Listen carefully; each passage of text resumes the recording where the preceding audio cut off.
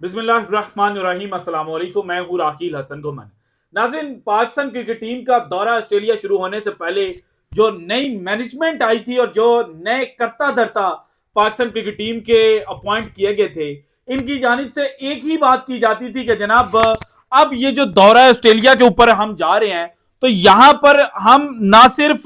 जनाब अच्छी क्रिकेट खेलेंगे, बल्कि जो तारीख है वो बदलेंगे। और इसीलिए मैंने दौरा ऑस्ट्रेलिया शुरू होने से पहले जितनी वीडियोस की, तो मैंने ये लाजमी आपको बताया कि जनाब पाकिस्तान की तारीख क्या है ऑस्ट्रेलिया के अंदर। क्योंकि मोहम्मद हफीज जो नए डायरेक्टर अपॉइंट हुए हैं, उन्होंने भी जो पहला टेस्ट मैच था पर्थ का जब आगाज होना था, तो उससे एक दिन पहले यह स्टेटमेंट दी थी कि we are not here to only compete. और इसका मतलब यह था कि जनाब हम जो ऑस्ट्रेलिया है उसको शिकस्त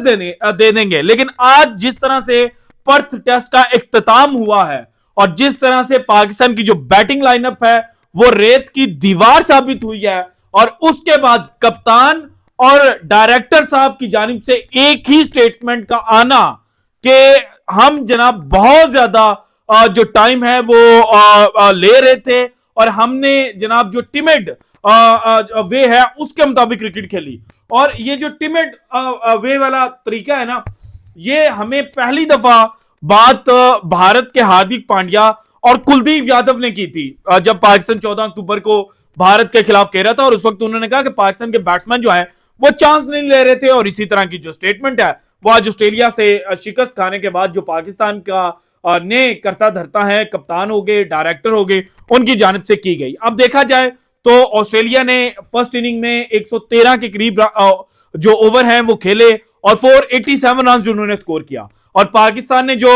फर्स्ट इनिंग में बैटिंग की, पाकिस्तान ने 101.5 ओवर खेले और सिर्फ 271 रन स्कोर किए। इसके बाद ऑस्ट्रेलिया ने 63.2 ओवर्स जो है वो बैटिंग की और उन्होंने 233 रन जो है वो स्कोर किए। और पाकिस्तान ने 30.2 ओवर्स खेले और 89 के ऊपर ऑल आउट हो गए। अब ये जो 113 और 100 ओवर्स पाकिस्तान ने फर्स्ट इनिंग के खेले, इसकी बेस पर यह कहा जा रहा है कि जनाब पाकिस्तान के जो ओपनर्स थे वो अच्छा नहीं खेले, वो उस तरह से बॉल को स्ट्राइक नहीं कर रहे थे जिस तरह से जनाब जो ऑस्ट्रेलियाई ओपनर्स या ऑस्ट्रेलियाई बल्लेबाजों ने की है। इसी वजह से जो इस वक्त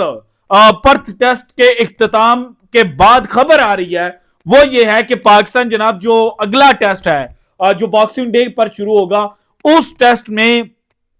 खतरनाक ओपनिंग बल्लेबाज सैम अयूब जो है उनको शामिल कर सकता है। और ज्यादा चांसेस यही इस वक्त शो किए जा रहे हैं कि Saim Ayub as a opener खेलते हुए नजर आएंगे। और इसके अलावा जो बाकी बैट्समैन हैं उनको भी यह कहा जाएगा कि आप अपनी अप्रोच जो है वो बदलें। और अप्रोच से जो एक खास पाकिस्तान के अंदर मीडिया ग्रुप है ना, आज उसने एक और जनाब भंड मारा और उन्होंने एक ही बात की कि आज पाकिस्तान के हारने की वजह पाकिस्तान की बल्लेबाजी नहीं है। आज पाकिस्तान के हारने की वजह पाकिस्तान का बॉलिंग डिपार्टमेंट के अंदर कमजोर होना नहीं है, बल्कि बाबर आजम और शाहीन शाह अफरीदी एक बैट्समैन बैटिंग लाइनअप का पिलर और एक बॉलिंग लाइनअप का जो पिलर है, ये बिलो एवरेज परफॉर्मेंस जो है वो दे रहे थे। और इन्होंने बिलो एवरेज परफॉर्मेंस इसलिए दी ताकि जो शान मसूद साहब नए कप्तान अपॉइंट हुए हैं वो जनाब ऑस्ट्रेलिया के अंदर कामयाबी हासिल ना कर पाए। तो भाईजान, अगर एक प्लेयर के ऊपर और कप्तान को डिफेंड करने के लिए आप सारा इल्जाम जो सीनियर तरीन खिलाड़ी हैं उनके ऊपर डाल रहे हैं, तो फिर बाबर आजम की टीम जो ओडीआई वर्ल्ड कप खेलने गई थी, उस टीम के हवाले से तो जनाब जब अभी टूर्नामेंट चल रहा था तो ये खबरें आना शुरू हो गई थी कि जनाब टीम के अंदर लड़ाई है। लेकिन तब यह कहा गया कि बाबर आजम सेल्फिश हो चुका है, बाबर आजम को कप्तानी की पड़ गई है, सो बाबर आजम जो है वो अपनी कप्तानी को बचाने के लिए इस वक्त लगा हुआ है। लेकिन अब बाबर कप्तान भी नहीं है और पाकिस्तान मैच हार गया है, फिर भी जनाब जो सारा इल्जाम है वो डाला जा रहा है कि जनाब बाबर आजम जो है वो अच्छी बैटिंग नहीं कर पाया। अच्छा, इसमें दो प्लेयर्स जो हैं उनकी परफॉर्मेंस को देखना बड़ा इंपॉर्टेंट है। नंबर 1 पाकिस्तान के कप्तान शान मसूद साहब, उन्होंने 30 रन बनाए थे फर्स्ट इनिंग में, 43 गेंदें खेलनी थी और कहा गया कि सेल्फलेस बैटिंग जो है वो शान मसूद ने की। मैंने भी अपनी वीडियोस के अंदर शान मसूद साहब की तारीफ की थी। और शान को जनाब पाकिस्तान का जो क्रिकेटिंग सर्किट है ना उसके अंदर one of the brilliant minds तस्वुर किया जाता है। अगर आप डोमेस्टिक के ऊपर देखते हैं और आप जनाब जो क्रिकेट की नौ रखने वाले लोग हैं उनसे अगर गुफ्तगू करते हैं, लेकिन जो कप्तान को फ्रंट से लीड करना था और अपनी जो इनिंग थी, अपने स्टार्ट को लंबा लेकर जाना था, वो शान मसूद साहब इस टेस्ट में नहीं कर पाए। पहले में अनलकी रहे, लेकिन दूसरी इनिंग में शान मसूद ने जनाब सिर्फ 2 रन स्कोर किए और हेजलवुड की गेंद पर जनाब उन्होंने एलेक्स कैरी को अपना जो कैच है वो दे दिया था। बाबर आजम, इनको फर्स्ट इनिंग में भी चांस मिला था और सेकंड इनिंग में भी इनको 12 रन के ऊपर चांस मिला, लेकिन अपना जो स्टार था उसको ना बाबर कन्वर्ट कर पाए ना शान कन्वर्ट कर पाए। लेकिन इस वक्त जो कुछ लोग हैं, जो एक मखसूस साफियों का ग्रुप है, वो ये कह रहा है कि जनाब बाबर आजम और शाहीन शाह अफरीदी जो हैं उन्होंने अंडर परफॉर्म किया। अब शाहीन की परफॉर्मेंस को भी अगर देखा जाए तो फर्स्ट इनिंग में इन्होंने, शाहीन ने ऑस्ट्रेलिया की सिर्फ 1 विकेट हासिल की थी 96 रन देकर, और सेकंड इनिंग में भी अगर देखा जाए तो शाहीन शाह अफरीदी जो हैं उन्होंने 76 रन देकर 1 विकेट हासिल की थी। अब ऑब्वियसली ये शाहीन की बिलो एवरेज परफॉर्मेंस है, लेकिन बिलो एवरेज परफॉर्मेंस का मतलब ये नहीं है कि शाहीन शाह अफरीदी जनाब जानबूझकर अंडर परफॉर्म कर रहा था, बल्कि शाहीन में अब वो सकत ही नहीं रही। मुझे पता है ये स्टेटमेंट मेरी सुनकर बड़े लोग नाराज होंगे, लेकिन शाहीन को अगर आप जिस तरह से ट्रीट कर रहे हैं इसी तरह से ट्रीट करते रहेंगे तो शाहीन भाईजान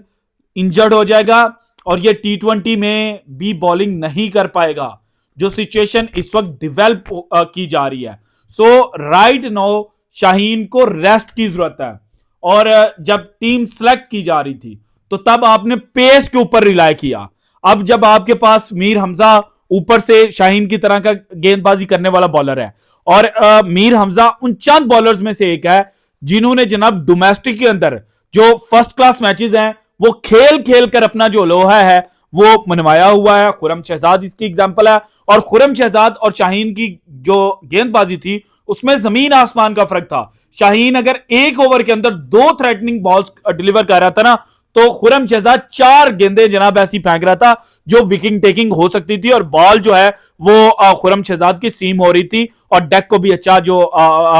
हिट है वो शाहीन कर रहे थे। इसके अलावा जो टीम कॉम्बिनेशन हमने बनाया था कि हमारे पास एक पार्ट टाइम स्पिनर था और जेन्युइन स्पिनर हमने बाहर बिठाया हुआ था। अब वो पार्ट टाइम स्पिनर ने तो अपने जो उसको जिम्मेदारी दी गई थी बड़ी अच्छी निभाई। उन्होंने फर्स्ट इनिंग के अंदर कहीं ना कहीं एक एंड भी संभाल कर रखा, लेकिन जो टेक्निक को ऑब्जर्व करने वाले लोग हैं ना, वो ये कह रहे हैं कि जनाब सलमान अली आगा का जो बल्ला है वो तो पेसर्स के खिलाफ थर्ड मैन से आ रहा होता है, और वहां पर वो जनाब सर्वाइव करते रहे हैं, लेकिन ये अच्छी टेक्निक नहीं है। सो आपको एक जेन्युइन स्पिनर खिलाना चाहिए था, और इसके अलावा सलमान अली आगा की जगह पे आपका जेन्युइन स्पिनर आ जाता, और फहीम अशरफ की जगह आप जनाब जो मोहम्मद वसीम जूनियर हैं उनको ट्राई आउट कर सकते थे, या मीर हमजा के साथ आपको बॉलिंग करनी चाहिए थी, क्योंकि इस टीम के अंदर जो पाकिस्तान ने पहले पर्थ के मैदान पर उतारी है, इसमें अगर पाकिस्तान का बॉलिंग डिपार्टमेंट को देखा जाए ना तो पाकिस्तान के पास 3 से ज्यादा बॉलर नहीं थे। बाकी तो आप जनाब बस जो खानापुरी है वो कर रहे थे, सिर्फ रेस्ट जो है वो करवा रहे थे। सो राइट नाउ जो जनाब बातें नई टीम मैनेजमेंट, नए कप्तान की जानिब से हमें सुनने को मिली थी कि जनाब इस दौरा ऑस्ट्रेलिया पर हम ये कर देंगे, इस दौरा ऑस्ट्रेलिया पर हम वो कर देंगे, तो भाईजान